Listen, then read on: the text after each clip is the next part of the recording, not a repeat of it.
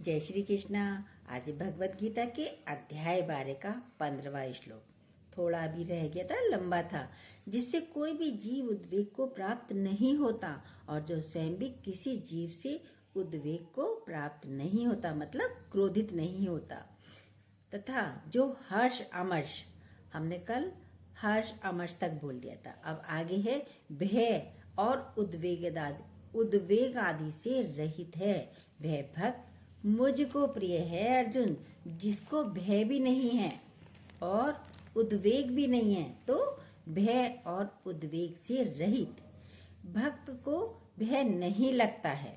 जो भक्त नहीं होगा उसको भय लगता है। भक्त को भय नहीं होता किसी भी चीज से, किसी वस्तु से, किसी प्राणी से, क्योंकि जो भक्त है वह हर समय भगवान पर निर्भर रहता है।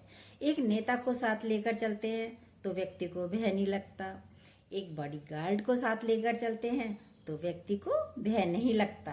तो भक्त अपने को भगवान पर छोड़ देता है और उसको भी डर नहीं लगता, भय नहीं लगता। भीतर से हर मनुष्य बहुत भयभीत है। कभी क्रोध उठता है, कभी चिंता होती है, सब उद्वेग उठते रहते हैं व्यक्ति में। क्यों? क्योंकि हम ईश्वर से नहीं जुड़े हैं।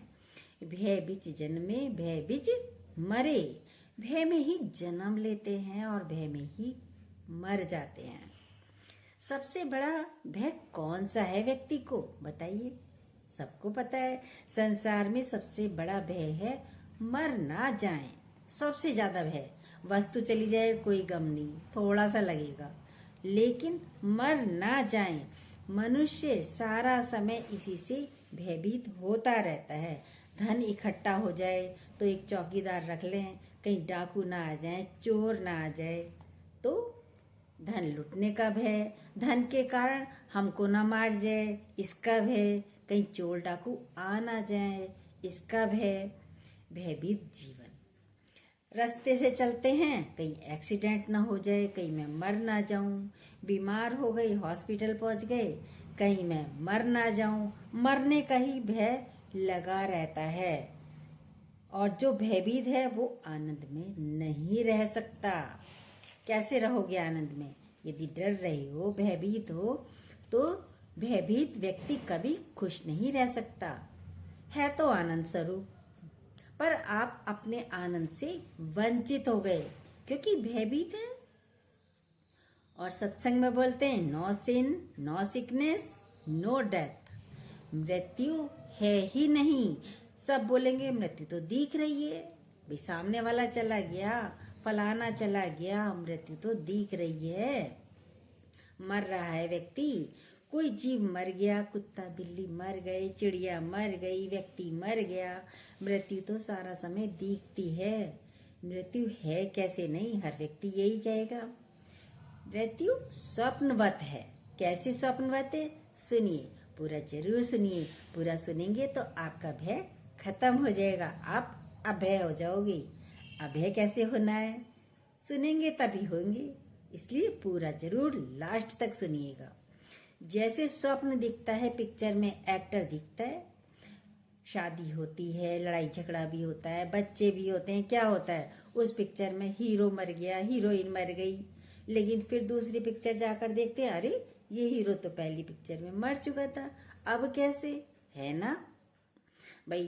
कुली में क्या हुआ? कुली पिक्चर थी, उसमें मार देते हैं, फिर शराबी में पिक्चर में आ जाता है अमिताभ बच्चन, दूसरी पिक्चर में आ गया ना, एक्टिंग करता हुआ दिख रहा है। पहले कुली बनकर आ गया था, फिर शराबी बनकर आ गया। आप भी मरे कहाँ, दूसरा रूप लेकर आ जाते हो। Change of shape, change of address और change of dress. Dress change हो जाती है।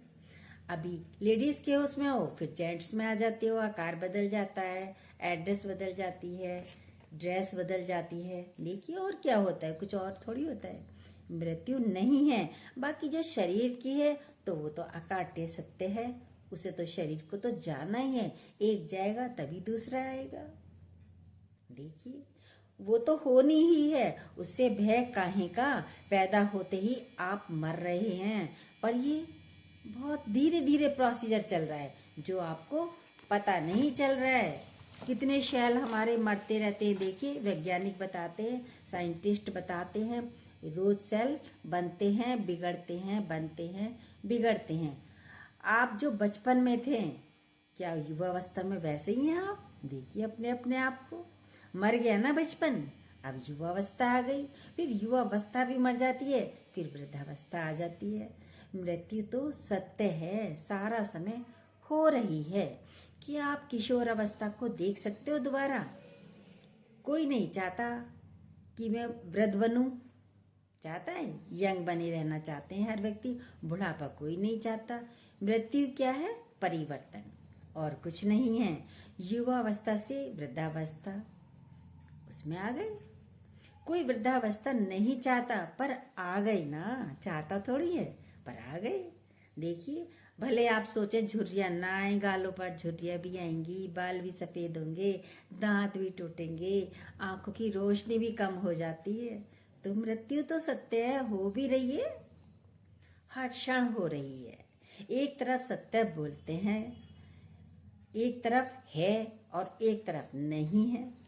एक तरफ सत्य बोलते हैं, एक तरफ है। आप मरे क्या?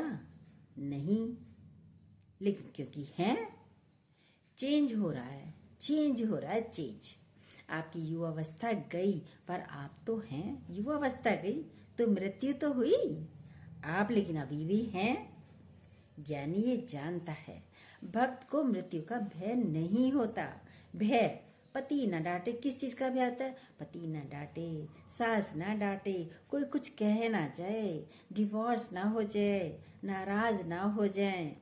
अपने अंदर भय के कारण खोजिए, क्यों लग रहा है भय, किससे लग रहा है भय? भक्त को भय नहीं लगता, नहीं होता। आपको भय होगा पति से भी, बच्चों से भी, बच्चे बिगड़ ना जाएं, इन सब चीज़ों का ही भय होता है।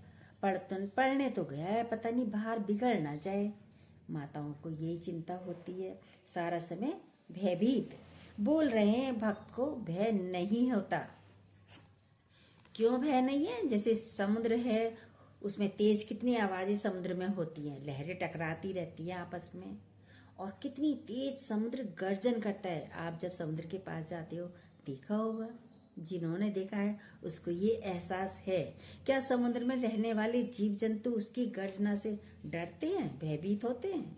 वो तो विचरते रहते हैं बड़े आराम से, उन्हें कुछ नहीं होता, वो तो बड़े मज़े से विचरण कर रहे हैं समुद्र में। सबको देखो, क्योंकि वे स्वाभाविक है, समझते हैं स्वभाव है इसका। ऐसे ही भक्त परमात्मा में रहता है, तो जिंदगी के ये उतार चढ़ाव क्या हैं? ये परमात्मा के ही है। ये जन्म, ये मृत्यु, ये लाभ, ये हानि, ये सब भगवान के ही हैं। सैया भाई कोतवाल तो डर काहे का? किसी का पति यदि कोतवाल है, पुलिस वाला है, तो क्या पत्नी उससे डरेगी? बेटा पुलिस वाला है तो क्या माँ उससे डरेगी? नहीं डरेगी। परमात्मा को जिसने अपना बना लिया, तो फिर क्या डर लगेगा? नहीं लगेगा। पुलिस वाला यदि घर में आ गया, तो आप कहेंगे भाई कैसे आ गई पुलिस, गली में आ गई पुलिस, भाई आज कैसे पुलिस गली में आई है? डर लगेगा, बोलेंगे, पूछेंगे क्यों आए हैं, डर लगता है उससे। घर में बेटा या पति है पुलिस, तो डर नहीं लगता। तो भक्त भगवान को अपना मानता है, तो वह भय रहित रहता है। और जब भय नहीं है तो आनंद में है, बड़े मज़े से है। इसमें भी दो चीज़ें आती हैं, एक हमें तो डर नहीं लगता, ये बहुत, और दूसरा क्या है, ये बहुत बहादुर है, ये बहुत निर्भीक है। बच्चा देखो कितना, बच्चे को कहते ना, अरे ये बच्चा तो बहुत बहादुर है, ये तो वो काम कर लेता है। देखो कितना अच्छा बच्चा है, कितना बहादुर बच्चा है। हम लोग क्या कर देते हैं, भय को बहादुर में परिवर्तित कर देते हैं। भय तो लगता है, लेकिन कहते हैं अरे ये तो बहुत बहादुर है। भय का अपोजिट क्या है? निर्भीक। पर आप निर्भीक कब होते हैं? जैसे किसी ने जूडो कराटे हमने सीख लिए, अब हमारा कोई नुकसान नहीं कर सकता, अब मैं भले ही रात को भी जाऊं, अब मजाल है कोई मेरे को हाथ लगा दे। निर्भीक। अब मैं निर्भीक हो गया, अब वो निर्भीक हो गया। ये भय का उल्टा है। ये दोनों चलते हैं। हम बोलेंगे ये निर्भीक है, पर अंदर में तो भयभीत है। भय था तभी जूडो कराटे सीखे, भय था तभी ये शब्द बोला मैं निर्भीक हूँ, कराटे आते हैं मुझे, आप डरो मत किसी भी बात से। पर यहाँ पर जो बोल रहे हैं तो अब है तीसरी चीज। तीसरी चीज क्या आती है? दूसरी आई थी निर्भीक, भय, निर्भीक। अब तीसरी चीज आई है अभय। अभय कैसे है? सुनिए, भक्त के जीवन में भय है ही नहीं, अभय है। द्वंद्वी जोड़ों से भी परे, ना भयभीत रहता है ना निर्भीक होता है। वो हर समय अभय में रहता है। उसको किसी बात का कोई डर नहीं होता। मृत्यु है ही नहीं, फिर डर काहे का? फिर डर कैसा? बच्चा इंजेक्शन से डर रहा है, अरे कुछ नहीं होगा बेटा, अरे कुछ नहीं होगा, कहते ना बहादुर बच्चा है। उसे निर्भीक बना रहे हैं। डर तो रहा है पर निर्भीक बना रहे हैं। भक्त अभय में रहता है। अभय शांत है, आनंद में है। न क्रोध है, न दुख है, न उद्वेग है। ये सारे गुण होंगे तो उद्वेग नहीं होगा। दादाजी ने कहा एक दिन ये शरीर छोड़ेगा, मैं नहीं जाऊंगा, मैं रहूंगा, ये शरीर जाएगा। दादा भगवान कहते थे एक दिन ये शरीर जाएगा, मैं नहीं जाऊंगा, मैं यही रहूंगा। कितना अंतर है बातों में। गुरु नानक देव जी भी कहीं जा रहे थे, तो गुरु नानक देव जी कहीं जा रहे थे, उन्होंने देखा एक मुर्दा जा रहा है। पूछा ये कौन है? भाई ये मुर्दा है, मर गया व्यक्ति। अच्छा, तो ये सीधा लेटा रहता है? हाँ, मरने के बाद सीधा लेटते हैं। गुरु नानक देव जी घर में गए, सफ़ेद चादर ओढ़ी, जमीन पर लेट गए। अब घर वाले, माता पिता सब ढूंढ रहे हैं, अरे नानक कहाँ गए, नानक कहाँ गया, कहाँ गया? अरे नदी किनारे गया था, नहाने गया था, कहीं डूब तो नहीं गया? दोस्तों में भी पूछा, कहीं मिले ही नहीं। सब हार थक के शाम को घर आए। अब माँ कमरे में गई, देखा एक चादर ओढ़ के कोई लेटा हुआ है, जैसे मुर्दा पड़ा है। माँ तो डर गई। वे माताएं होती हैं, कोमल दिल होता है, नाजुक दिल होता है, डर जाती हैं। वैसे भी बच्चा नहीं मिल रहा है। चादर उठाई, देखा तो नानक लेटे हुए हैं। अरे यहाँ क्यों लेटा है तू? ऐसे क्यों लेटा है? ऐसे नहीं लेटते। क्यों लेटा, पहले ये बता मुझे, तू ऐसे क्यों लेटा है? गुरु नानक देव जी ने कहा मैं ऐसे से गया था, मैंने देखा चार जने कंधे पर लेकर जा रहे हैं। पूछा भाई क्या ले जा रहे हो? बोले मुर्दा ले जा रहे हैं। वो सीधा लेटा था, तो मैं भी देखना चाह रहा था, मुर्दा बनकर देखना चाह रहा था मैं कैसे लेटा हूँ, मुर्दा कैसे होते हैं, मरने के बाद क्या मेरे मन में विचार चलते हैं, देखना चाह रहा था। ऐसे ही बुद्ध भगवान का हुआ। बुद्ध भगवान को भी बोध तभी हुआ जब एक मुर्दा देखा। उन्होंने भी पूछा ये कैसे मर गया, क्या मैं भी मरूंगा? तो बोध हो जाता है। माँ तो भयभीत हो गई, जैसे बुद्ध को पूछा वैसे ही उन्होंने भी किया। गुरु नानक देव ने मेरे अंदर में आया, मरना कैसा होता है, मैं देखूं तो सही मरना कैसा होता है। उसके बाद मेरे अंदर क्या क्या बातें चलती हैं। दादाजी तो बोले मैं ना मरवो संसार। दादा भगवान तो यही बोलते थे, मैं नहीं मरूंगा, ये संसार मरेगा। मुझे मिला है जियावनहार। जियावनहार मतलब वो शरीर का नहीं है, वो हम आत्मिक स्थिति में ले आते हैं। हमें भगवान गुरु आत्मिक स्थिति में ले आता। शरीर तो सबके जाने, ना गुरु का रहा ना हमारा रहेगा, सबके जाने। राम भी आए, वो भी गए, कृष्ण भी शरीर में आए, वो भी गए, सब गए। जब हम उस आत्मिक स्थिति में हैं तो मौत किसकी होगी? गुरु नानक देव जी अक्सर ही ऐसा करते थे, लेट जाते थे, देखो तो सही मौत किसकी है। मौत शरीर की है, मेरी नहीं।